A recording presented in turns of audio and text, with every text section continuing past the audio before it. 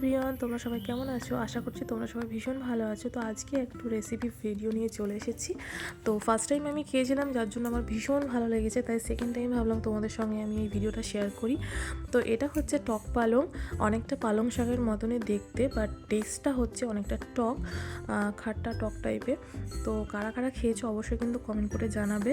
আর যারা যারা খাওনি তারা কিন্তু অবশ্যই একটু ট্রাই করে দেখতে পারো। অ্যাভেলেবেল বাজারে পাওয়া যায়, সব জায়গায় পাওয়া যায় কিনা জানি না, তবে অবশ্যই ট্রাই করে তোমরা দেখতে পারো। আমি 3 ভাগের 2 ভাগ মতো আমি এখানে শাক অ্যাড করে নিয়েছি। এর মধ্যে বেশি শাক কিন্তু অ্যাড করা যাবে না, অল্প শাকই দিতে হবে, কারণ কি পুরো টক হয়ে যাবে ব্যাপারটা। আর এখানে অ্যাড করেছি মোরলা মাছ। তো তোমরা মাছ অ্যাড নাও করতে পারো, আমি এখানে মাছ অ্যাড করেছি। এটা নিরামিষ রান্নাও করা যায়, নিরামিষ আমিষ দুটোভাবেই। তবে মাছ দিলে একটু টেস্টটা বেশি হয়, যার জন্য মাছটা আর কি অ্যাড করেছি। আমি এখানে বাড়িতে ছোটো ছোটো মাছ নিয়ে এসেছিলো। তো চলো রান্নার প্রসেসটা দেখে নিই। এখানে আমি বেগুন, আলু আর সবজি এখানে কেটে আমি ফ্রাই করে নিয়েছি। এটা অবশ্যই কিন্তু অ্যাড করতে হবে। আর তার সঙ্গে 3টে কাঁচা লঙ্কা, তোমরা যেরকম ঝাল খাও সেরকম পরিমাণে ঝাল দেবে। আর এখানে একটা পেঁয়াজ আমি কুচিয়ে রেখেছি। তো ফার্স্টে আমি মাছগুলোকে ভালো করে ফ্রাই করে নেব। মাছগুলো যেন ভেঙে না যায় এরকমভাবে ভালো করে ফ্রাই করে নেবে। আর আমার বাড়িতে এই মাছ ছাড়াও অনেক বড় মাছ নিয়ে এসেছিলো, যার জন্য মাছের তেল রয়ে গেছে। তো ভাবলাম তেলটা এর মধ্যে আমি অ্যাড করে দিই। তোমরা তেলটা এতে নাও অ্যাড করতে পারো, টেস্ট সেমই থাকবে।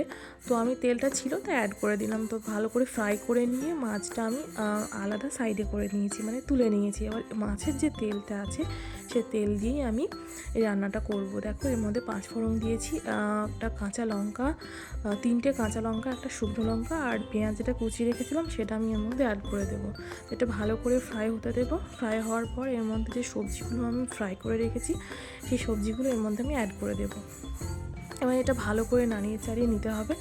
এবার এর মধ্যে আমি অ্যাড করব 1 চিমটে ধনের গুঁড়ো, 1 চিমটে জিরে গুঁড়ো, আর একটু কাশ্মীরি লঙ্কার গুঁড়ো 1 চিমটে মতো।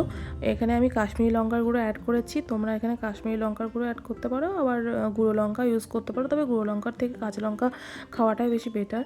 তো 1 চিমটে আমি হলুদ আর পরিমাণ মতো নুন দিয়ে নেড়ে চেড়ে নিয়ে এর মধ্যে শাকটা আমি অ্যাড করে দিয়েছি।